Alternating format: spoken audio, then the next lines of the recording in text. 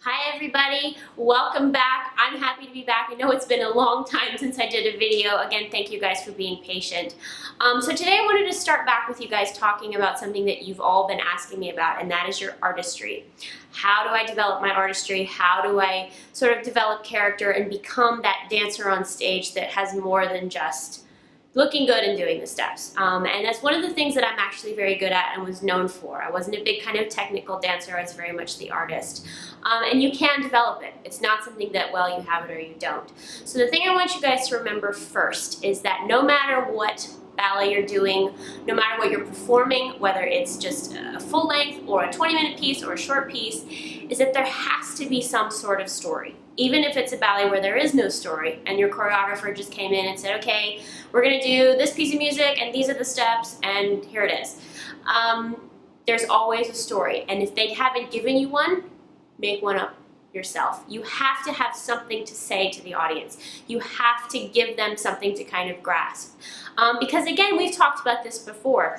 90% of the audience has no clue whether your pirouette was perfect or not, whether you were turned out, whether your feet were perfect. They have no clue, but they do know whether they like something. They do know whether they've connected to a dancer. They know there's something about that dancer or there's not. So that's the first thing. If there is no story, if it's sort of a repertoire piece, create one. Even something like the Four Temperaments or Concerto Barocco, especially a lot of the Balanchine black and white ballets, that there's not technically a story, but the dancers who are the best at them create the story themselves. So if you have a piece that you don't have a story and you think this is just steps to music, create one. You don't have to tell anybody about it. You can have different stories amongst people in the piece itself. So create a story if there is not one. Now obviously if there is a story, that helps, but you have to develop the character further. For example, when I danced Juliet, it wasn't just about, okay, there's Romeo, and all right, now I'm going to do this, and I'm supposed to run over there, and I'm going to kiss him on 8 and run back up the stairs on 1. You've got to create more to it. What is your Juliet like? What is your particular interpretation going to be? All of us had different interpretations of Juliet. Mine was not the same as Sterling Hilteen's or Tyler Peck's or Erica Pereira. All of us had different stories to tell. So if you have a character that is somebody, put your own spin on it. Kind of create a backstory for your character. What makes your, if you're even in something in Nutcracker coming up, what makes your story special? We talked about this in the Nutcracker Building a Character video that I did last year, which if you haven't seen, I will link it below. But again, you have to make something more than what's there. Even if you have a story itself that's already there, make something more of it. This starts in class, and this sounds really, really silly, but an exercise that can kind of work. And again, you don't have to tell anybody about this. This can be just for you. Pick a character and take class as that character. For example, if you're going to take class as Black Swan, right? You might be a little more alive with your face in like Petit Allegro. How would Black Swan do Petit Allegro? She would do Petit Allegro differently than Juliet. Juliet might look down a little bit. She might smile. She might, be a little bit, and this sounds really, really stupid, and you might feel stupid doing it, but that's how you start to build your artistry. I did that all the time when I was a kid. I would say, okay, and again, I didn't tell anybody. In my own head, I'd say, okay, today I'm going to take class as the Sugar Plum Fairy. How would the Sugar Plum Fairy take class? She would take class differently than Kathryn would from Don Q, right? So that's how you start to build your artistry. That's how you start to kind of get that into your body. And for some of you that might feel very weird, it was very natural for me to take class, when I was 15 as whatever. But that's how you can really start to build character and build your acting. Because character on stage is here and it's here, right? The steps can all be the same. For example, you do an arabesque, right? Your legs are gonna do the same thing, your arms are gonna do the same thing. But how you do an arabesque as Juliet, which might be a little more, looking down, than Black Swan, is entirely different.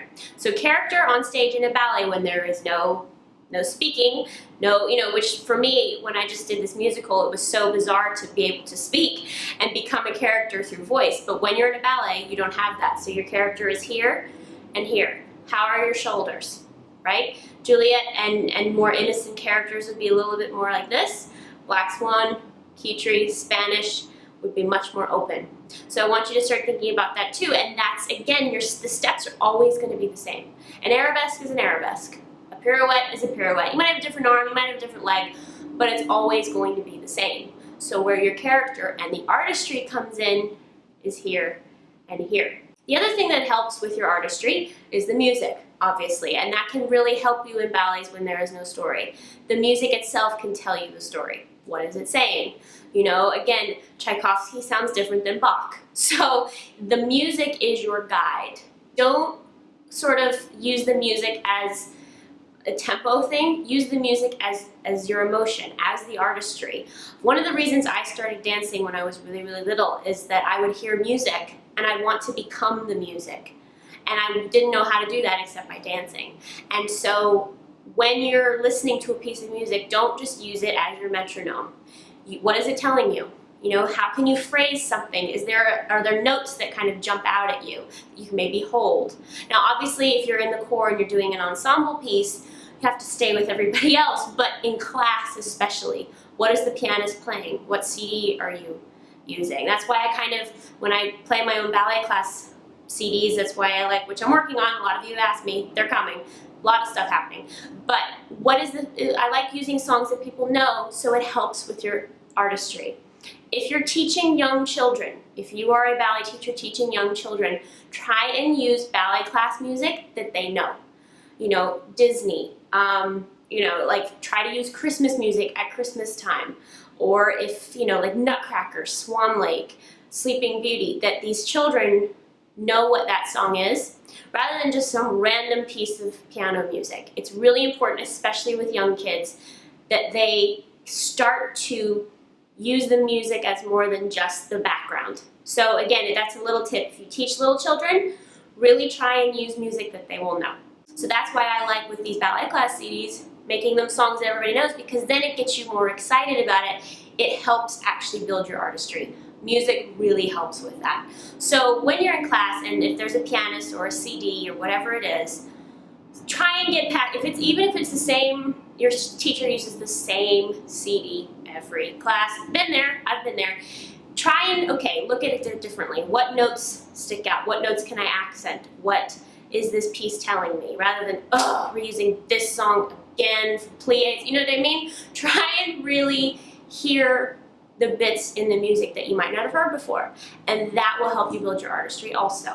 The last thing with building artistry is remember just why you dance. When you're in an audition, when you're in class even, you know, just to build your technique. Yes, ballet is the same day in and day out. You always do pliés, you always do tendus, it never really changes.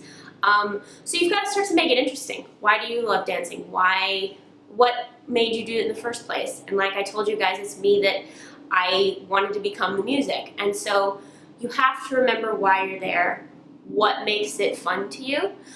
So when you're in day-to-day grind of class, how can you make it more interesting? By becoming that character in class, or by listening to the music. And start to tell a story. Even, okay, we're doing dégagés. What can you tell? How can you accent your dégagés? How can you make it interesting? Because artistry starts in the classroom. Don't expect to be monotone dancer, robot person in class, and even in the studio in rehearsal, and then get on stage and expect it to be there. It's not. Artistry and performance quality starts in class. Because oftentimes with an audition, you know, you're going to be auditioning for companies or roles or things, and these people will not have seen you perform. You can't rely on your artistry and your performance to get you a part or to get you in a company, because oftentimes they're not going to have seen that. And auditions, especially for companies, are classes, or summer courses are classes. So don't rely on the stage to build your artistry. You've got to start building your artistry in the classroom. And we can develop this further, this concept further. Some videos to look forward to that I know I've promised in the past. We're going to do more of our technique tips. We're going to be starting that foundations series for those of you who are beginners. This channel, I will be including some performance footage soon. I couldn't with this musical, because there were a lot of sort of rules and regulations and things and copyrights. but we have some tricks up our sleeves on how to get performance footage from that here. And also, it was my first time back on stage, and I really just wanted to enjoy it. But I have a gig next week in Cleveland, where I'm sure you've all seen on social media. I've been posting little bits of the Red Shoes footage on that, so that will be here. Vlogs will be coming back too on the other channel, but again, I just kind of wanted to enjoy myself getting back to the stage, and there were a lot of regulations. I had the absolute best time though, made lifelong friends with the cast, creative team, everybody involved. It was just incredible. Some of them will be popping up here and there on this channel probably. You'll be hearing about them. If you missed the last video, which did talk about that, which showed you some rehearsal footage, is over there. You can click it to watch. Thank you again so much for your patience, your love, your kindness. I'm so happy to be back dancing, and I will try and keep you guys informed with as much with everything happening now as I possibly can. So I'll see you on Friday with a technique tip video that will be up then. I love you all. Thank you so much for watching, and I will see you then.